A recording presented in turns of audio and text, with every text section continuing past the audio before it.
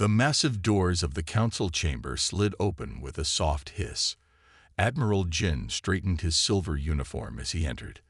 The circular room stretched wide, with tall windows showing the stars and 3 suns of the hegemony homeworld. 12 council elders sat at a round table in the center. "Admiral Jin, you are late," said Grand Counselor Ta. His old face showed no emotion, but his voice was cold. "My apologies." Jin bowed slightly. "I was reviewing the latest reports from scientist Su." Ta waved his hand. Yes. More warnings about these humans, I suppose." The large screen on the wall lit up. It showed a blue planet with white clouds and green-brown land. Earth. Scientist Su stood beside the screen. She was younger than most who addressed the council. Her eyes were sharp and worried. "Esteemed council," she began, "I have studied humans for 7 years now. I must again urge caution in our approach to this species." Several council members sighed. They had heard this before. Su tapped her control pad. The screen showed humans fighting wars, building cities, and exploring their world. "They are not like the other species we have conquered," she said. "They learn fast. They adapt. Their whole history is filled with conflict, yet they always grow stronger from it." Councillor Mun laughed. "They fight with metal sticks and projectiles. They have barely left their own planet. What threat could they pose to us?" Su didn't back down. "Their technology advances faster than any species we have seen. Look at this data." She showed a chart. In just 100 years, they went from simple flight to walking on their moon. Most species take 500 years for such progress. Admiral Jin watched the council's faces. Most looked bored or annoyed. Only Elder Rim seemed to be listening carefully. More importantly, Su continued, "They think differently. When faced with problems, they find solutions no other species would consider." "Enough." Ta's voice boomed through the chamber. "Scientist Su, your concerns have been noted in every meeting for 3 years. The facts remain the same. Earth has resources we need. Humans are primitive.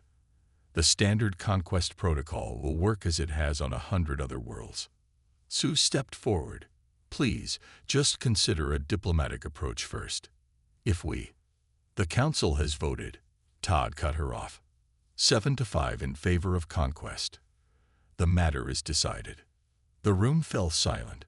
Su's shoulders dropped. She gathered her data tablets and walked toward the exit. As she passed Admiral Jin, she whispered, "They will regret this." After the meeting, Jin found Su in her laboratory.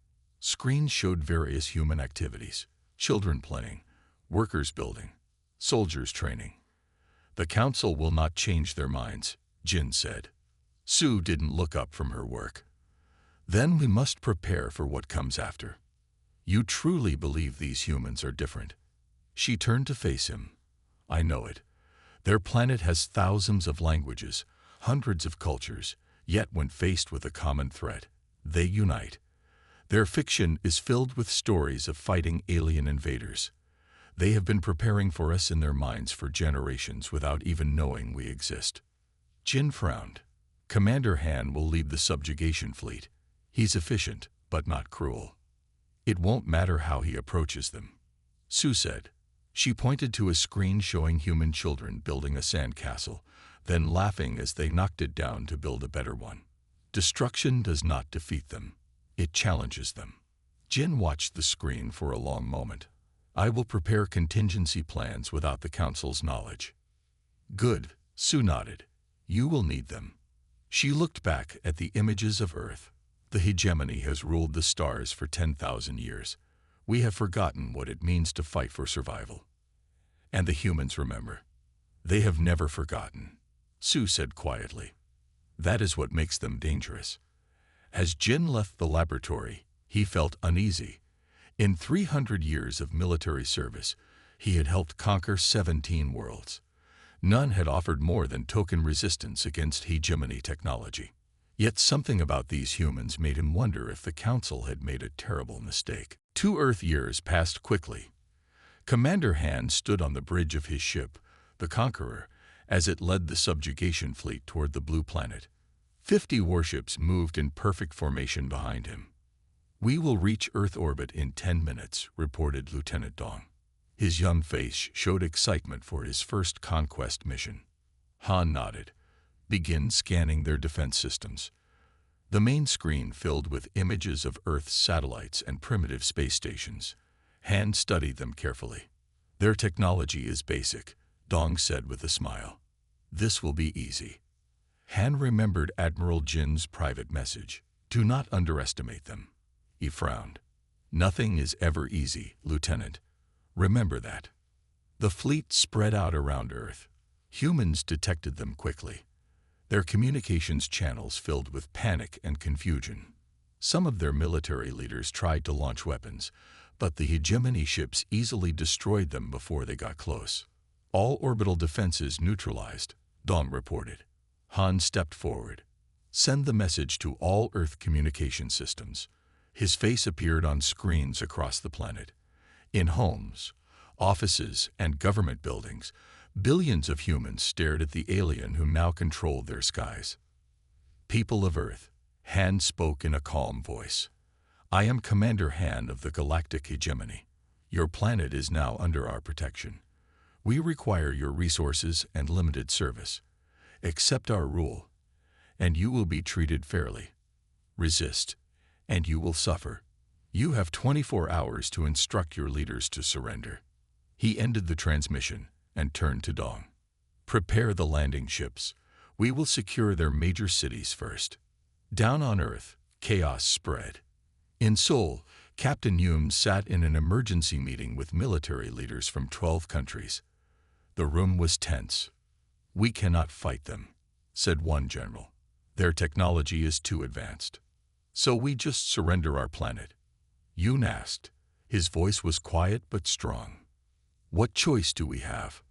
Another leader replied. Yoon stood up. He was younger than most in the room, but his eyes showed deep determination. "We adapt. We learn. We fight smart, not hard." He pointed to the screen showing the alien ships. "They expect us to either surrender or attack directly. We will do neither." "What do you suggest?" asked a woman in a Chinese military uniform. "Global resistance network, small teams, hidden communication. We need time to study their technology." Yoon looked around the room. "And we need to find any of their ships that land and capture their equipment." Across the world in a hidden laboratory beneath London, Engineer Jay worked quickly. Her team had just received parts from a downed alien scout ship. Soldiers had shot it down over Scotland using concentrated EMP blasts. A lucky hit. "Careful with that power cell," she told her assistant. "We don't know how it works yet." Jay had been the top engineer at a major tech company before the aliens came. Now she led a secret project to understand alien technology. She examined a small device that looked like a computer. Its metal was like nothing on Earth, lighter than aluminum but stronger than steel. "How does the translation program working?" she asked a programmer across the room. "Slowly," he answered. "Their language structure is complex, but we're making progress." Jay nodded and turned back to the alien device. If they could understand how it worked, maybe they could use it against the invaders. In orbit, Commander Han watched as the first landing ships descended toward Earth's major cities. Everything was going according to plan. "Sir," Dong called out, "our scout ship in the northern region has stopped transmitting." Han frowned. "Probably just a communication issue. Send another to check." "Yes, sir." Han looked at the beautiful blue planet below. The conquest would be recorded as another quick success for the hegemony. He didn't notice the small alert on a side screen. 3 more scout ships had lost contact in different regions of the planet. The humans were already fighting back. 6 months passed since the aliens arrived. The hegemony had bases in every major region on Earth. They took metals, water, and other resources. They thought humans were under control. They were wrong. Commander Han stared at the report on his screen. Another supply convoy attacked. 3 ships destroyed. Equipment stolen. This is the 5th attack this month, Lieutenant Dong said. The humans are getting bolder. Han nodded slowly. And smarter. They hit the weakest point in our defenses. Again. We should make an example of the nearest human city, Dong suggested. Show them the cost of resistance. Han remembered scientist Su's warning. Threats make them unite. Pain makes them fight harder. No, Han decided. Double the guards on all convoys. And find out how the humans know our patrol schedules. In a mountain base hidden deep in the Rockies, Captain Yoon met with resistance leaders. The room was carved from rock and filled with maps and communication equipment. Some was human-made. Some was alien technology modified by humans. Our European teams report success with the new weapons, said a French resistance leader. Her face showed on a secure screen. Yoon nodded. Engineer J's designs work well. The energy signature is different enough that hegemony sensors don't recognize them as weapons until it's too late. We need more, said another leader from Brazil. My teams have identified 3 resource processing centers we can hit next week. You'll have them, Yoon promised. He turned to a map of the world. Red dots showed hegemony bases. Green dots showed successful human attacks. 6 months ago, there were few green dots. Now they covered the map. They still think we're fighting with sticks and stones, Yoon said with a small smile. Let them keep thinking that. In her underground lab, Jay worked day and night. Around her, 50 engineers and scientists studied alien technology. They had pieces of ships, weapons, and communication devices from successful raids. We've cracked their basic energy systems, Jay told her team. She held up what looked like a small silver cube. This power cell can run for 50 years without recharging. And now we can make our own. The team cheered. One of the scientists raised his hand. But their ships still use a technology we don't understand. The faster-than-light drive. We'll figure it out, Jay said firmly. Remember, 6 months ago, we couldn't even read their language. Now we can hack their communication systems. She pointed to a large engine part in the center of the lab. This is from their scout ship. It holds the key to traveling between stars. And we will unlock it. On the Hegemony command ship, Han received another troubling report. A human resistance team had attacked a research base in what they called Australia. They stole important technology and freed human test subjects. How did they get past our defenses? Han demanded. They used our own weapons against us, an officer explained, modified to have a different energy signature. Han felt a chill. This wasn't supposed to happen. Primitive species took decades to understand hegemony technology, let alone modify it. He opened a secure channel to Admiral Jin, far away of the hegemony homeworld. The humans are adapting faster than expected, Han reported. They learn from every encounter. They study our technology and turn it against us. Jin's face showed no surprise. Scientist Su predicted this. How bad is the situation? Under control for now, Han said. But I need more troops and better security protocols. I'll send what I can, Jin promised. But the Council still believes this is a minor resistance. They don't see the threat. After the call ended, Han stood at the viewing window of his ship, looking down at Earth. Lights from human cities sparkled across the night side of the planet. Those lights should have dimmed as humans accepted their place. Instead, they burned brighter than ever. They're not giving up, he said quietly to himself. They're just getting started. 1 year after the aliens came to Earth, humans were ready to fight back in a big way. Captain Yoon stood in the command center of the Resistance headquarters. Maps and screens covered the walls. Men and women worked at computers, tracking alien movements. All teams report ready, said his assistant. Yoon nodded. Begin Operation Thunderstrike. Across the world, at exactly the same time, Resistance fighters attacked hegemony bases. They used weapons that Engineer J had created from alien technology. They also used human weapons, guns, bombs, and even bows and arrows. in ways the aliens never expected. In the forests of Russia, fighters use modified alien energy weapons to cut through base defenses. In the deserts of Africa, teams buried explosives that disabled alien vehicles. On the oceans, small boats attacked larger alien ships, moving so quickly the aliens couldn't target them. Lieutenant Dong rushed onto the bridge of the command ship. His face was pale. "Commander Han, we are under attack." 17 major bases hit at once. Han stood up quickly. "Show me." The main screen filled with reports from around the planet. Red alerts flashed everywhere. "How is this possible?" Dong asked. "They're coordinating globally. They shouldn't have that capability." Han watched as another base reported heavy damage. "They're using our own technology against us. We must respond with full force," Dong insisted. "Destroy their cities." "No," Han said firmly. "That's what they expect. Order all forces to fall back to defensive positions. Protect our main resource centers and shipyards." In her lab, Jay watched the attack reports come in. Her weapons were working better than she had hoped. The aliens were retreating from many locations. "Phase 1 is successful," she told her team. "Now for Phase 2. Teams of engineers and soldiers moved into the abandoned alien bases. They had just hours to collect as much technology as possible before the aliens returned. Jay opened a communication channel to Yoon. "My teams are in position. We need at least 3 hours at each site." "You'll have it," Yoon promised. "The diversionary attacks will continue." Admiral Jin received the emergency transmission in his private quarters on the Hegemony homeworld. Han's face looked stressed on the screen. "The humans have launched a coordinated global attack," Han reported. "They've taken 7 of our bases and damaged 15 others. They're using modified versions of our own weapons."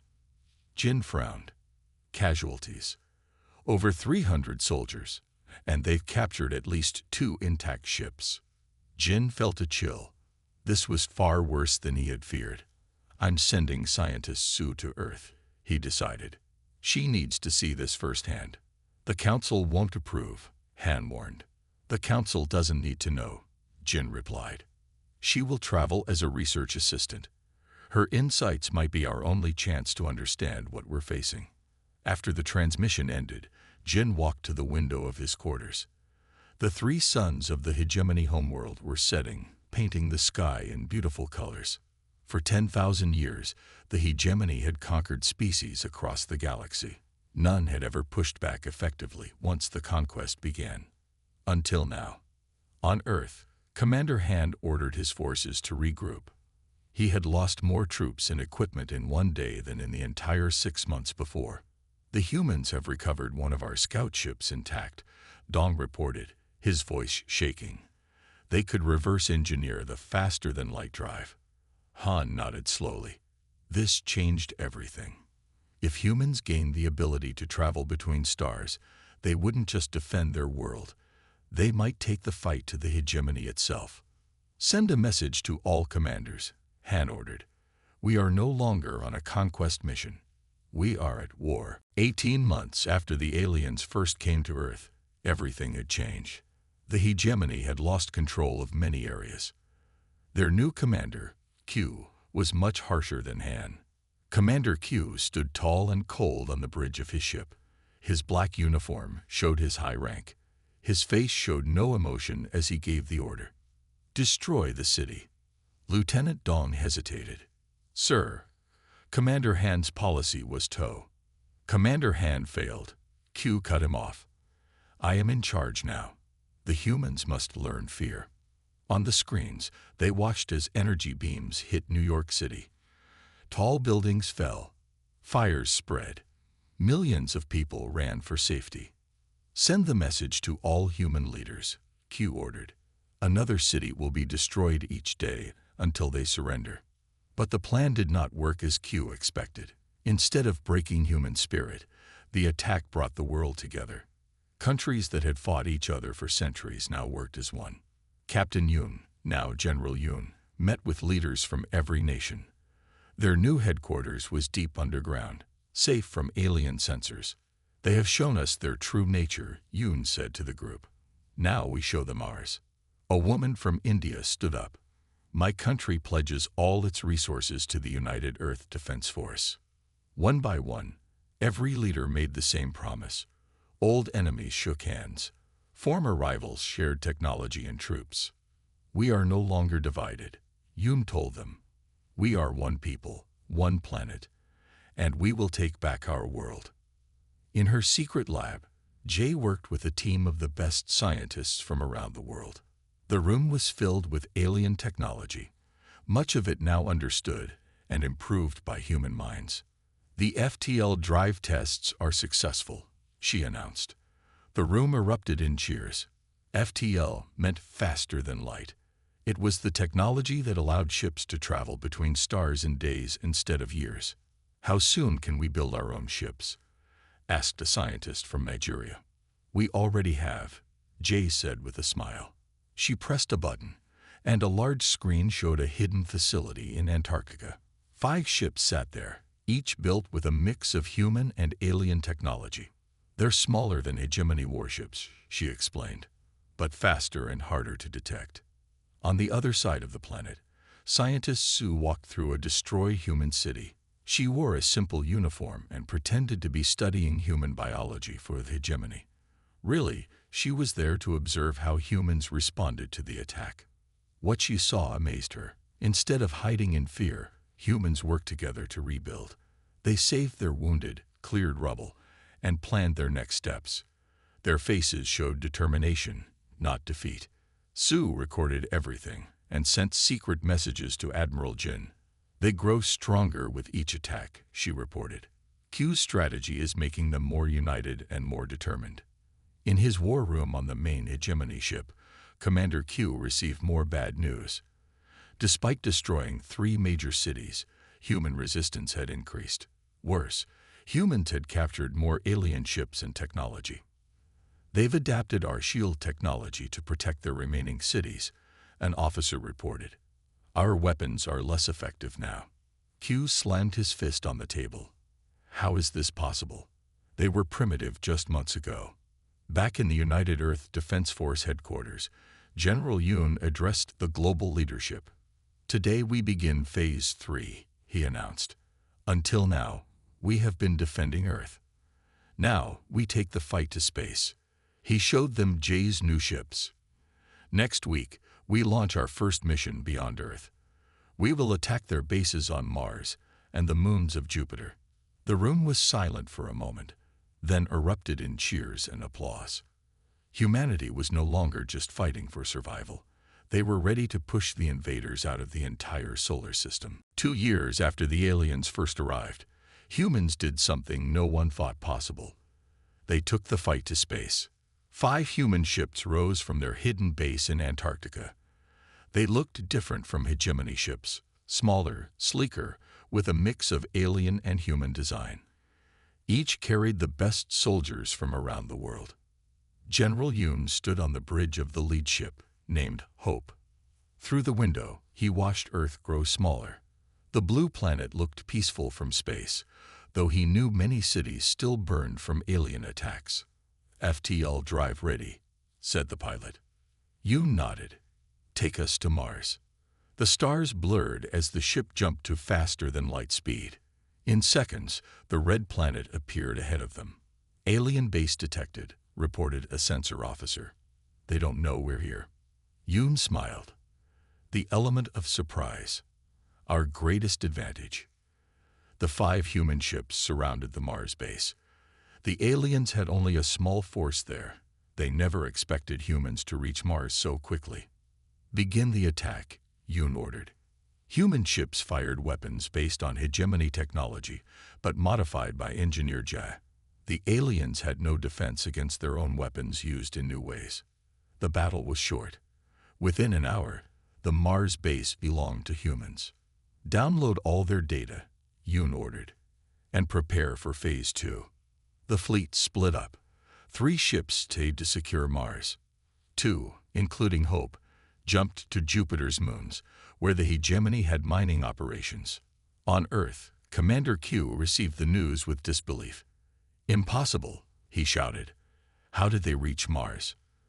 They have working FTL drives, Lieutenant Dong explained. His voice shook with fear. And they've taken the Europa mining station too. Q stared at the report. No species had ever reverse-engineered hegemony technology this quickly. Send all available ships to retake Mars, he ordered. Dong hesitated. Sir, if we move ships from Earth orbit, the humans might. Do it now. Q's face showed rage. We cannot lose the outer system bases. In her secret laboratory on Earth, Jay watched the battle reports with her team. Their weapons worked perfectly. Their ships performed even better than expected. Phase 1 and 2 complete, she told her scientists and engineers. Now for Phase 3. She showed them designs for a new device. It was small but powerful. It could disrupt the quantum communications that hegemony ships use to coordinate attacks. With this, she explained, we can blind their fleet. They won't be able to fight together. One scientist looked worried. But to use it, a ship would need to get close to their command vessel. Jay nodded. I know.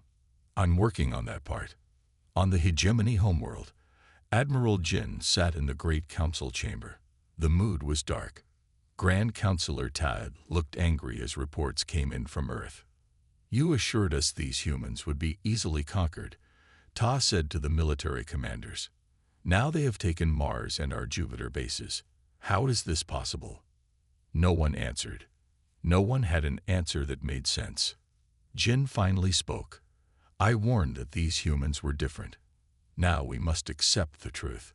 This is no longer a simple conquest. We face a species unlike any we have encountered before. Tay's face turned red with anger. They are primitives. They were using chemical rockets 2 years ago. And now they have FTL drives and weapons that match our own. Jin replied calmly. We must negotiate before it's too late. The council erupted in argument. Some agreed with Jin. Others demanded more forces be sent to crush the humans. Jin left the chamber and found a private room to contact scientist Sue on Earth. The council still doesn't understand the threat, he told her. But I do. I'm coming to Earth myself. We need to talk to the human leaders before this gets worse. Sue's face showed surprise. The council approved this. No, Jin admitted, but some things are more important than council approval. The fate of the hegemony may depend on making peace with these humans. The news spread quickly across Earth. The hegemony's main battle fleet was coming. 5,000 warships, the largest force ever sent to conquer a planet. General Yoon called an emergency meeting with world leaders in the underground command center. Maps showed the alien fleet's path toward Earth. They will reach our solar system in 2 weeks, Yoon said. His face was serious but calm. We cannot win a direct battle against so many ships. The room grew quiet. After months of victories, this felt like the end. So we surrender, asked one leader. No, Yoon said firmly. We adapt, like we always have. He pressed a button, and a new map appeared. It showed hundreds of small dots spread throughout the solar system and beyond. This is our new plan, Operation Diaspora. He explained the bold strategy. Instead of making a final stand on Earth, humans would scatter. They would use their growing fleet of ships to evacuate as many people as possible. They would hide in bases throughout the solar system and even in nearby star systems. We become a space-based guerrilla force, Yoon said. We won't give them a single target. We'll hit them everywhere and nowhere. Some leaders looked doubtful, but most nodded in agreement. They had learned to trust Yoon's unusual strategies. Begin the evacuations immediately, Yoon ordered. Priority to children, scientists, and those with skills will need to survive in space. In her lab, Jay finished her most important project yet. The quantum disruptor was ready. This small device could break the hegemony fleet's ability to communicate and coordinate. Will it work? Asked a young engineer. Ja looked at the device. It combined the best of human creativity with alien technology they had mastered. It has to, she said simply. She carefully packed the device and prepared to join Yoon on the command ship. The disruptor would be humanity's best hope against the coming fleet. Across the planet, millions of people prepared to leave their homes. Massive ships, both captured alien vessels and new human-built ones, waited to carry them to safety. It was the largest evacuation in human history. Families carried only what they could fit in small bags. Children asked questions their parents couldn't answer. Would they ever return? Would Earth survive? On a hegemony scout ship approaching Earth, scientist Sue received an urgent message. Admiral Jin had arrived ahead of the main fleet. He wanted to meet with Earth's leaders. Sue was surprised. She knew Jin respected humans, but coming alone before the battle fleet was dangerous. He must truly want peace. She sent a secure message to General Yoon, explaining Jin's arrival. He comes against orders. He wants to talk, not fight. On his ship, Admiral Jin prepared for the meeting. He had disobeyed the council by coming early. If he failed, he would be punished. But he had to try. Jin had watched reports from Earth for 2 years. He had seen humans adapt and grow stronger with each challenge. He had read Sue's detailed observations about human creativity and determination. They are not like other species, he said to himself. Fighting them will destroy us both. His ship approached Earth carefully, broadcasting peace signals. He hoped the humans would listen before firing. On the bridge of the United Earth Defense Force flagship, General Yoon received Jin's message. Admiral Jin requests a meeting. An officer reported. He says he comes in peace without council approval. Yoon thought carefully. This could be a trap, or it could be their best chance to avoid more bloodshed. Allow his ship to approach, Yoon decided, but be ready for anything. As Jin's ship moved toward Earth, neither side knew that Grand Counselor Ta had discovered Jin's plan. In rage, Ta had secretly ordered the main battle fleet to increase speed. The 5,000 hegemony warships would arrive much sooner than anyone expected. Admiral Jin's ship docked with the human command vessel in orbit between Earth and Mars. Jin stepped through the airlock alone, showing he came in peace. General Yoon waited with Engineer Jai and a small group of Earth leaders. Their faces were serious but not hostile. Admiral Jin, Yoon greeted him. You take a great risk coming here. Jin nodded. Some risks are necessary. I come to talk peace before more blood is spilled. Why should we trust you? Asked Jai. Your people tried to conquer us. A mistake, Jin admitted. One I tried to prevent. Scientist Sue warned us about your kind, but the council wouldn't listen. He showed them his peace plan on a datapad. The hegemony would leave Earth and the solar system. Humans would keep their independence but agree not to attack hegemony worlds. The meeting was going well when alarms suddenly sounded throughout the ship. General, an officer rushed in. The hegemony battle fleet has arrived. They're ahead of schedule. On the main screen, they watched as thousands of warships appeared near Jupiter. At their center was an enormous command ship. Grand Counselor Tae, Jin said with shock. He's leading the fleet himself. A message came through on all channels. Tae's face filled the screen, his eyes full of anger. Admiral Jin, you are a traitor, he announced. And these humans will learn their place. All ships, attack Earth and the human vessels. Show no mercy. Jin turned to Yoon. This changes everything. I cannot stop this attack. We were prepared for this, Yoon said calmly. He looked at Jai. Is the device ready? Jai nodded. Yes, but we need to get closer to their command ship. My ship can take us there, Jin offered. Some of my crew will still follow me. It was a desperate plan. Jin's ship would carry Jai's quantum disruptor close enough to Ta's command ship to activate it. Meanwhile, Yoon would lead the human fleet in a holding action. As the hegemony fleet advanced, Earth's ships moved to defend the planet. The human vessels were outnumbered but faster and more maneuverable. They used tactics no alien had seen before, diving into asteroid fields and using planets for cover. Jin's ship with Jay aboard, raced toward the heart of the hegemony fleet. Some hegemony ships fired on them, but others, those loyal to Jin, moved to protect them. The fleet is dividing, Jay observed. Some are fighting each other. Jin nodded grimly. The hegemony has been divided for years. This war has only brought our differences to the surface. They reached firing range of Ta's command ship. Ja activated the quantum disruptor. Immediately, chaos spread through the hegemony fleet. Their communications failed. Their weapons targeting systems went offline. Ships collided as coordination broke down. Yoon's voice came through a special channel the disruptor didn't affect. It's working. Press the attack. Human ships surged forward, targeting the confused hegemony vessels. More hegemony ships loyal to Jin joined them, turning on Ta's forces. On his command ship, Ta watched in horror as his perfect fleet fell apart. "This is impossible," he shouted. "They're just humans."